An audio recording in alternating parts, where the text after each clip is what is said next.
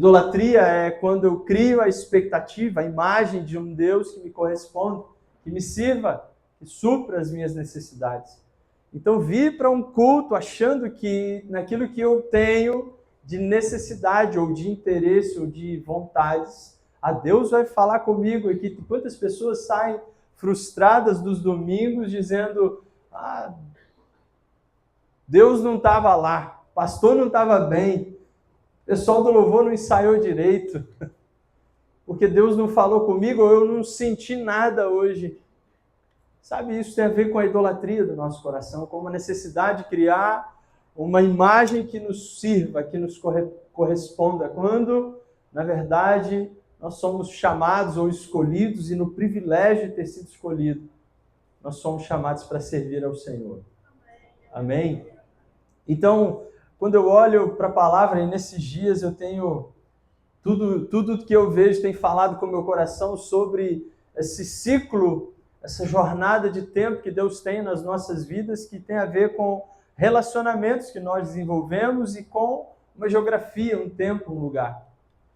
Quando o texto que nós vamos ler agora, Josué, ele chama o povo, aquela geração que não saiu do Egito, mas que nasceu no meio do deserto, à exceção de Josué e Caleb.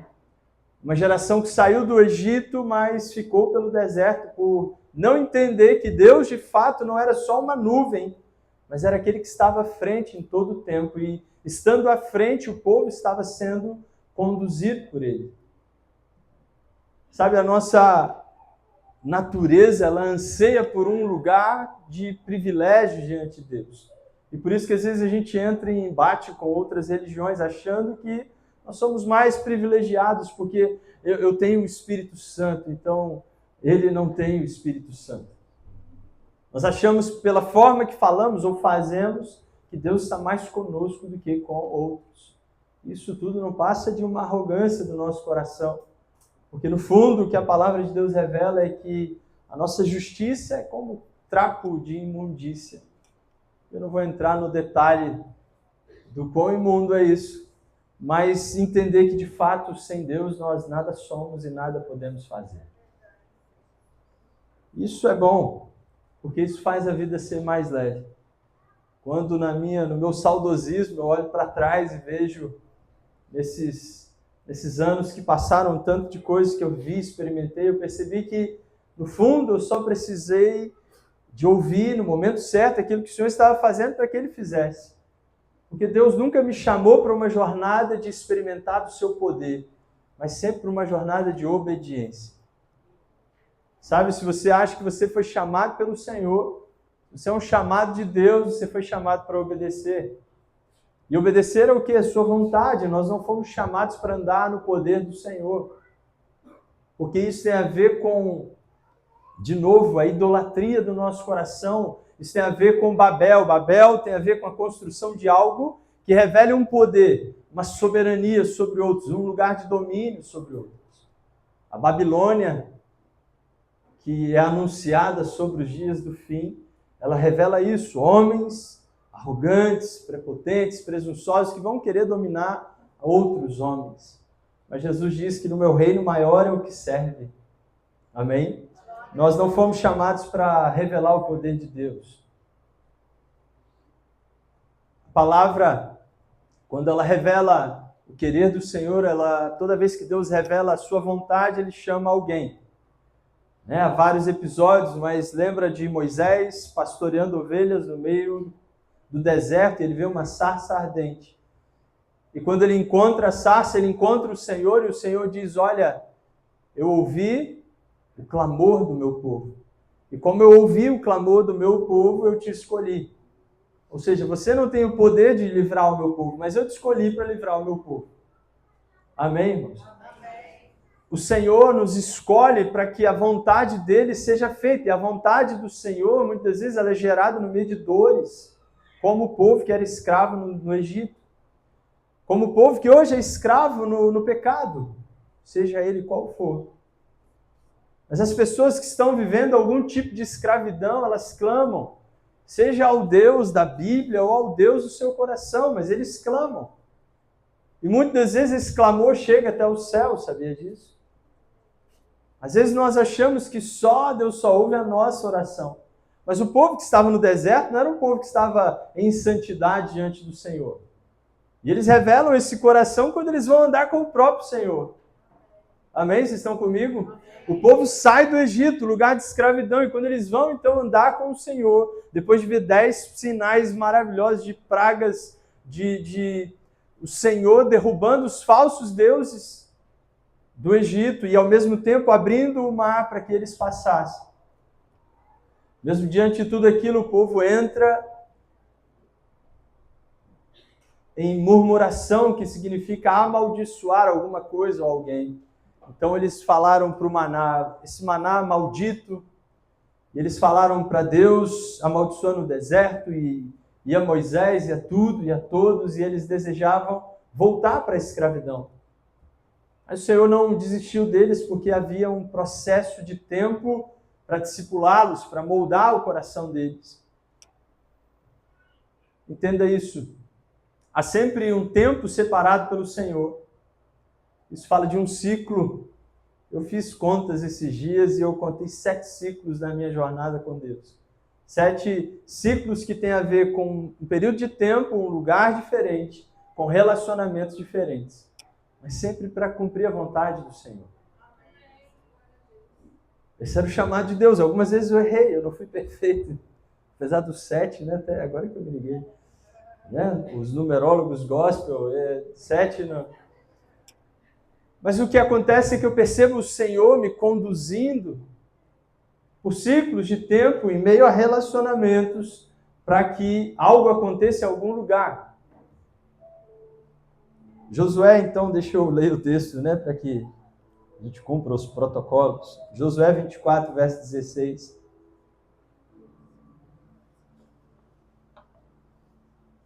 Se, porém, não lhes agrada servir ao Senhor, escolham hoje a quem irão servir, se aos deuses que os seus antepassados serviram, além do Eufrates, ou aos deuses dos amorreus em cuja terra vocês estão vivendo. Mas eu e a minha família serviremos ao Senhor. Então o povo respondeu: longe de nós, abandonar o Senhor para servir outros deuses. Foi o próprio Senhor, o nosso Deus, que nos tirou, a nós e a nossos pais, do Egito, daquela terra de escravidão, e realizou aquelas grandes maravilhas diante dos nossos olhos. Ele nos protegeu no caminho e entre as nações pelas quais passamos.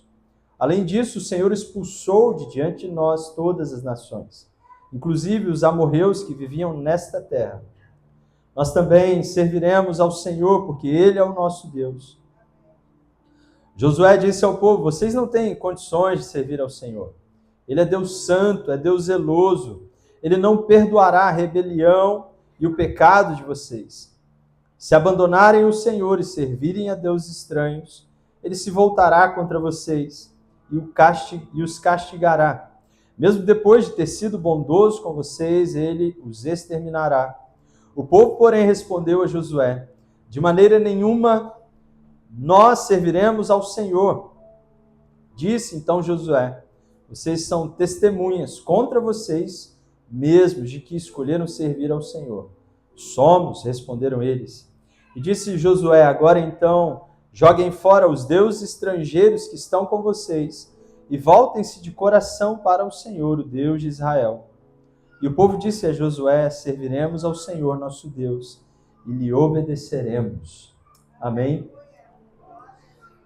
Então, como o tempo, os dias, tem revelado ao meu coração nesses dias essa reflexão sobre o tempo, os relacionamentos, os ciclos de amizade que nós desenvolvemos e também o circuito que nós fazemos, a geografia, o tempo, o lugar e as pessoas com que nós nos envolvemos.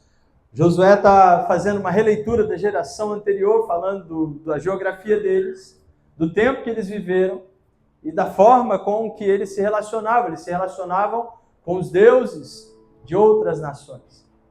E aí Josué está chamando o povo nesse tempo, antes de entrar, ou antes dele encerrar sua história, a entrar em aliança com o Senhor. dizendo, olha, não é de qualquer jeito, ele é Deus santo e zeloso, então vocês precisam ser santos e zelosos. Josué está dizendo, olha, vocês têm Deus, vocês estão prometendo servir a Deus. Vocês estão prometendo andar com o Senhor, mas vocês ainda têm Deus. Ele diz aqui, então, deixem os deuses de vocês. Irmãos, a gente está mal acostumado a enxergar deuses em pau e pedra. Mas deuses estão mais no coração do que fora dele. E a palavra, ela nos chama a uma reflexão sobre o nosso tempo. Em que período de tempo você está vivendo? Qual é a jornada da sua vida? Kellen acabou de ministrar aqui 2 anos de um período de tempo de 2 anos com dores, feridas, marcas, mas no meio desse processo de tempo, com relacionamentos específicos nessa geografia, nesse lugar, ela conseguiu superar suas dores, eles conseguiram superar suas dores e perseverar e desfrutar ainda do favor do Senhor. Sabe, Deus tem um período de tempo para tratar cada um de nós. Deus tem um período de tempo separado para nos fazer amadurecer. Não tem como amadurecer sem tempo. Maturidade e crescimento estão à mercê do tempo. E o tempo de amadurecer vai depender dos nossos relacionamentos.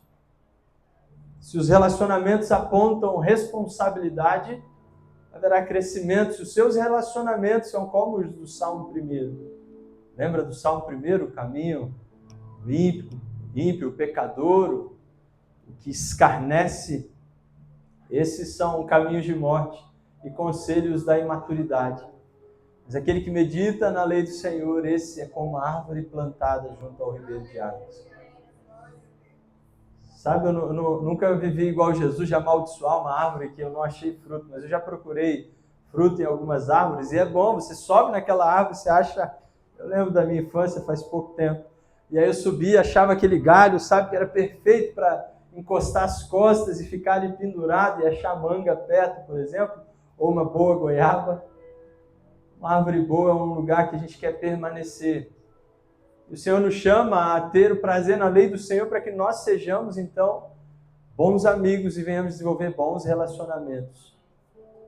Sabe, a gente está cheio de crente, de religioso, de evangélico, de cristão, seja o nome que for.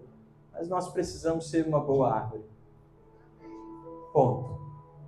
Nós precisamos ser uma boa árvore porque, no fundo, nós estamos servindo a um propósito muito maior. No fundo, nós estamos aqui para ouvir e obedecer, nós estamos aqui para, como Josué, aquele que viveu no tempo de Moisés. Ele era amigo de Moisés. Moisés entrava na tenda do encontro para ouvir o Senhor, uma coluna de fogo vinha. O Senhor falava a Moisés e Josué ficava na porta, ouvindo e vendo tudo o que estava acontecendo ali. Josué fez parte do relacionamento íntimo de Moisés. E nada mais certo do que, a escolha que o próprio Senhor faz de estabelecer Josué. Porque era alguém que estava acostumado a ouvir o Senhor para obedecer. Moisés, apesar do seu estresse de ter... não chutou o pau da barraca, mas ele pegou o pau da barraca e bateu na pedra, Apesar do seu estresse, ele obedeceu. Está diante de Deus. E apesar das realidades de Moisés em obediência, Deus o chamou para um determinado tempo, para relacionamentos, para cumprimento de um propósito, uma realidade. Deus tira Moisés do deserto, faz voltar ao Egito, para tirar o povo do Egito ao deserto, para levar à terra da promessa. Deus cumpriu com toda a promessa que fez a Moisés. Sabe, eu e você temos uma promessa que está relacionada a um período de tempo. E é um ciclo de relacionamento. Deus quer que nós venhamos crescer. Então eu preciso remir o tempo, eu preciso saber lidar com os meus relacionamentos para que eu cresça. Porque o crescimento é até o final da vida para quem tem um coração como o de Jesus, que é humilde. O Senhor nos chama a uma vida leve, onde os ciclos de relacionamento que Deus tem para nós não é o que você está pensando não são só pessoas boas, sabe? Não é só quem fala mansinho, para quem te tolera sem te questionar. As amizades, e a melhor amizade que José do Egito poderia ter, os seus irmãos invejosos. Porque eles promoveram José contra toda circunstância. Mas quem estava à frente de José não era o Egito, mas era o Senhor. Então você vai ter amigos que vão te jogar no poço, te vender, que vão te trair, que vão te negar. Enfim, falar mal de você pelas costas. Amigo não, né? Você vai ter relacionamentos. Mas todos eles são úteis, porque aqueles que amam ao Senhor e vivem de acordo com o seu propósito, a parte inicial diz que tudo coopera para o nosso bem. Se nós amamos o Senhor, estamos vivendo de acordo, segundo, depois do seu propósito. Senhor, qual é o seu propósito aqui hoje? Sabe o que deveria acontecer aqui hoje? Nós nos dobrarmos, desde o início do culto, parar para ouvir o Senhor e falar: Senhor, qual é o clamor dessa cidade? Eu nem sabia, mas está Léo, futuro prefeito, Renato, vice, sejam bem-vindos. Mas a igreja, ela está para a cidade,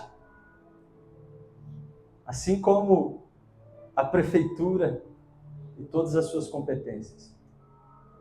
Nós estamos aqui para ouvir, há um clamor lá fora, de alguém em depressão, de uma mãe desesperada. A Cíntia foi lá na sala conversar e falar: pastor, há um clamor de mães atípicas, elas estão sofrendo. Vamos fazer algo. Há um clamor específico que nem todos vão ouvir. Há um clamor de jovens hoje aprisionados nas drogas que nem todos vão ouvir. Há um clamor daqueles que estão pelas praças bêbados, fedendo, onde nós, que conhecemos bem a parábola do bom samaritano, cumprimos bem o papel não do bom samaritano, mas do sacerdote que passa por cima do homem caído e bêbado e ferido. Sabe, eu tenho procurado ouvir o Senhor nesses dias e foi impressionante quando eu parei para tomar uma decisão de fazer algo. Aí veio o Peterson: pastor, a gente precisa fazer algo. Veio o Everson no mesmo dia, me mandou um áudio dizendo: pastor, meu coração está queimando. E começou a vir gente, falei: é isso, vamos nos mover. Aí Fabrício, há um clamor ecoando nos céus de Anchieta, e a igreja não está aqui para construir algo para si, mas algo para a cidade, porque nós servimos a Deus e o Senhor diz que a criação aguarda a manifestação dos filhos de Deus. Há um clamor, há um anseio pela manifestação dos filhos de Deus. Sabe qual é o evangelho de Cristo? Quando nós damos atenção, quando nós amamos a um dos pequeninos que Jesus, de forma muito pontual, ilustra. Quando ele fala de alguém preso, quando ele fala de alguém com fome, de alguém com frio, com sede, de alguém em dificuldade. Quando nós fazemos bem a algum desses, nós estamos amando e servindo e cumprindo a vontade do Senhor. Mas nossos ouvidos estão abertos a ouvir aos pequeninos. Ou nós estamos, talvez, ouvindo os deuses do nosso coração, que falam: Senhor, eu preciso de uma casa. Senhor, eu preciso de uma casa nova, de trocar meu carro, eu preciso de uma promoção, de um emprego, de uma porta. Senhor, eu preciso de uma manifestação do seu poder. Sabe algo que eu ouvi essa semana? Eu fui visitar sexta-feira algumas pessoas que eu consegui nos hospitais de Vitória, e aí quando eu cheguei lá na recepção do São Lucas, onde está o Felipe Mateus, eu cheguei, dei a minha carteirada, falei: olha que carteira de pastor vale, no hospital e presídio. No cinema podia dar desconto, mas não dá. E aí fizeram minha ficha, Felipe Mateus, isso. Aí o rapaz: mas eu trabalho aqui tem mais de ano. Esse menino tem costa quente, né? Aí eu fiquei tentando entender costa quente, eu estava pensando na perna dele na hora, demorei a entender. Eu falei: mas por quê? Aí Dinha e Júnior chegaram na hora. Aí ele já apontou aí: estão trazendo comida. Tem mais de ano que eu trabalho aqui e não pode entrar comida nesse lugar. E tem uma segurança, o segurança da porta fala, abre a bolsa. Pode ser uma pochetezinha, abre que eu quero ver se tem comida. Não pode. Eu falei, como assim costa quente? Eu cheguei lá em cima e fui ouvir as notícias do médico batendo na mesa, brigando com todo mundo, dizendo, não, eu quero que a curva dele continue evoluindo, crescendo. Que história é essa que ele está perdendo peso? E aí o médico prescreveu, falou, a mãe dele vai trazer comida, porque a comida da mãe ele come, então é o que ele precisa. E ele quebrou todos os protocolos do hospital. Aí eu entendi o porquê que ele tem costa quente. E eu falei, Felipe, é estranho isso, mas Deus sempre esteve à frente do seu acidente, você entende isso? Porque quando você caiu antes do SAMU chegar, o helicóptero já estava enchendo. Quando você chega no hospital, já tinha uma equipe e o seu tratamento é do melhor. E aí o médico vai e libera um áudio dizendo, olha, eu tenho um amigo que é brasileiro, é médico na Nova Zelândia, e ele tem lá uma pele sintética, custa 60 mil, mas eles falaram que vão fazer de tudo por você. Isso já é seu, já está certo. E todo o tratamento que ele tem recebido é de alguém que tem costas quentes. Sabe, é o pior lugar para estar. Mas nesse pior lugar eu vejo muito o Senhor. Sabe, Marcos, Elitama? Eu fui ver Camila e cheguei lá, tá Camila mais de 80 dias, 90 dias, já perdi as contas.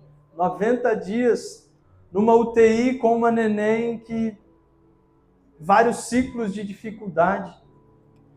E aí, Camila, eu sempre chego assim, né, pisando em ovos para entender o sentimento. E ela toda alegre, toda feliz, eu sou sempre consolado no hospital. E aí eu cheguei e vi Camila lá, ela pastor, e Deus fez um milagre. Naquele dia que eu pedi oração lá, ela ia fazer uma traqueostomia e é uma cirurgia violenta e muito risco e muito perigo. Mas nós oramos aqui e a médica veio para fazer a cirurgia e de repente ela falou, não vai fazer não. E estava tudo pronto para fazer a cirurgia e a criança voltou a respirar de forma autônoma.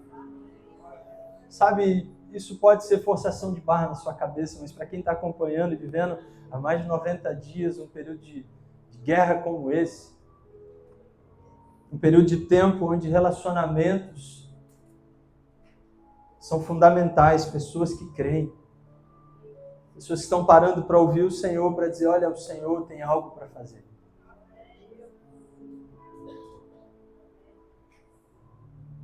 Eu creio que ainda... Eu falei, Felipe, não é uma visão espiritual, não é...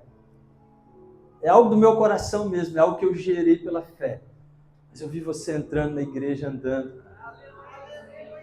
Eu estou esperando você lá, viu? Sabe, é o que eu creio. Que Deus vai reabilitá-lo para ele vir andando, para ele dizer, o Senhor fez algo impossível. Há um período de tempo, há alguns relacionamentos que são estranhos para nós. Mas eles nos levam para perto de Deus e quando eles nos aproximam de Deus, nós entendemos o nosso propósito naquele lugar, nessa geografia.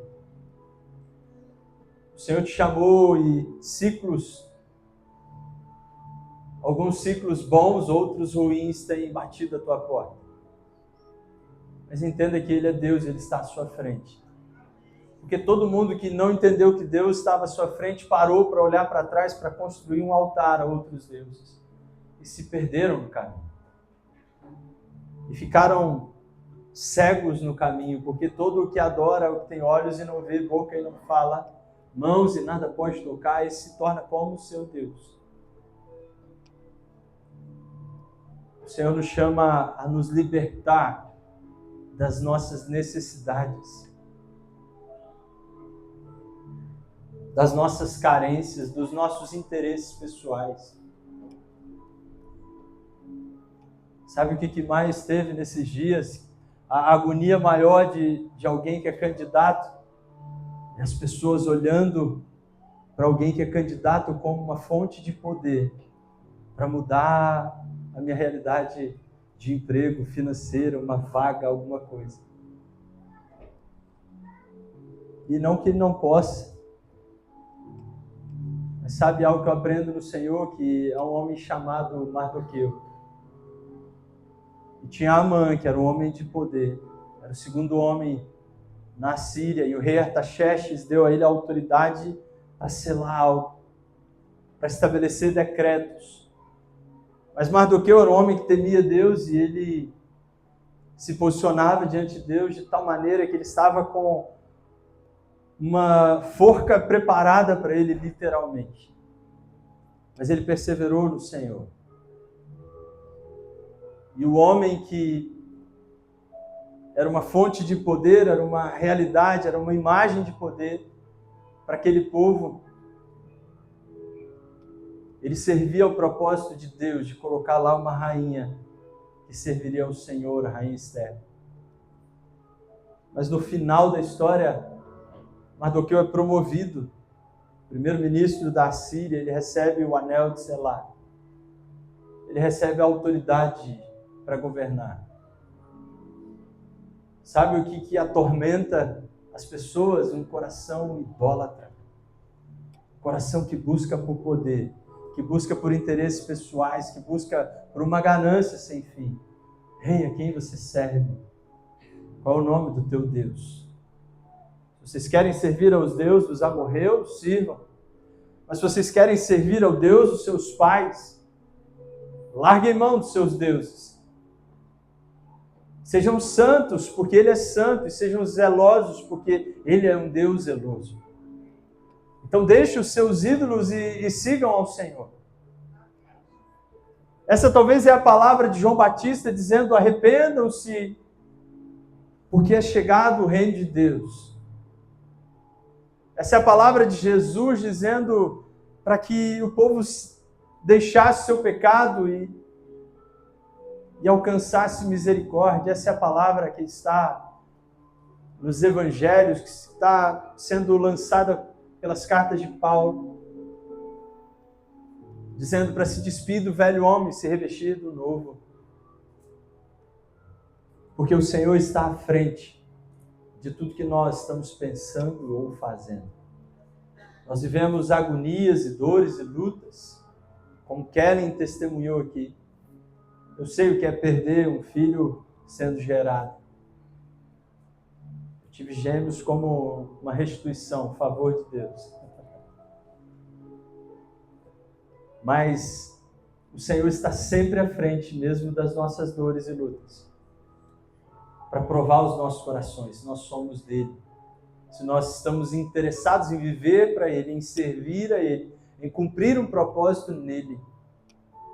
Você foi chamado por Deus por um período de tempo, por períodos de tempo, para relacionamentos, ciclos de relacionamento, para uma realidade geográfica, para cumprir algo em nome do Senhor. A minha oração hoje, igreja, é para que nós venhamos entender isso, abandonar os nossos deuses e servir ao único e verdadeiro Deus. Abandonar os senhores da nossa vida, as nossas necessidades, concupiscências, vaidades, para servir ao Deus de toda a terra, ao único e verdadeiro Deus. Achando esse caminho, a vida será, como Jesus promete, um fardo leve, um jugo suave, e viver de paz e vida em abundância. Não é fórmula do sucesso, mas é o que, em resumo, a palavra nos chama a viver. Então, talvez o seu ciclo de tempo hoje está te amassando, te provando dores e lutas, dificuldades, parece que as coisas estão escorrendo entre os teus dedos, mas o Senhor está à sua frente. É necessário encontrar o único e verdadeiro Deus. Ou se talvez está tudo bem, me permita, com todo temor diante de Deus, Léo, Renato, está tudo bem. Mas há um período de tempo separado para vocês, nessa geografia, nessa Anchieta grande. Cuidado com os relacionamentos e, sobretudo, entendam que Deus quer cumprir um propósito através da vida de vocês. O Senhor está fazendo algo em Anchieta. Há vários clamores sociais que pedem algo, mas há um clamor que Deus ouviu e Ele decidiu mudar nesse tempo. Nós estamos aqui como igreja para somar com a prefeitura nesse sentido, para servir a cidade. Todo esse time aí, nós estamos aqui para servir a cidade de Anchieta, entendendo que Deus está falando algo aqui para que nós venhamos cumprir. Amém? Eu não sei até quando, mas eu estou aqui para isso. É o que a minha vida revela, é o meu entendimento na palavra, é o que eu creio que o Senhor nos chamou a viver e a ser. Então, pare hoje para discernir e sondar o seu coração. Quem você tem seguido? O Senhor Deus está à sua frente, Ele te chamou. O Senhor Deus está à sua frente para te suprir em todas as coisas, e mesmo quando tudo estiver mal, o Senhor Deus ainda está no controle, porque ainda que morra, Ele faz tornar a vida. Todas as vezes que homens e mulheres no Evangelho chegaram diante de Jesus e falaram: Jesus, cura o meu servo, mas não precisa ir lá. O centurião diz: não precisa ir lá, dá só uma ordem, que eu sou homem sujeito à palavra. Eu sei que quando eu falo, eles cumprem. Então, se o Senhor falar, Jesus diz: olha, Ele entende que eu estou à frente. Quando a mulher chega e pede: Senhor, se o Senhor quiser me curar. Quando o cego Bartimeu diz: Jesus, se o Senhor quiser me curar. Ou o leproso: se o Senhor quiser me curar. Eles estão dizendo: o Senhor está à frente da minha dor. O Senhor está à frente no domínio da minha vida. Se o Senhor quiser, o Senhor pode fazer. O que o Senhor pode fazer hoje na sua vida? Qual é a vontade do Senhor? Foi para isso que Ele nos chamou. Sua boa, agradável e perfeita vontade. Então, é tempo de você experimentar e comprovar essa boa, perfeita e agradável vontade. Renovando sua mente, abrindo o seu coração diante de Deus, admitindo os deuses talvez do seu coração. Falsos deuses. Deuses da religião, deuses do dinheiro, deuses do poder, deuses da Babilônia, deuses de outras terras. Mas há um único e verdadeiro Deus. Ele não está dentro das religiões, Ele está acima dos céus e dos céus acima dos céus. Mas na terra Ele tem filhos que devem ouvir o seu clamor e correspondê-lo em tudo. Amém, igreja? Vamos orar. Se coloque de pé, por favor.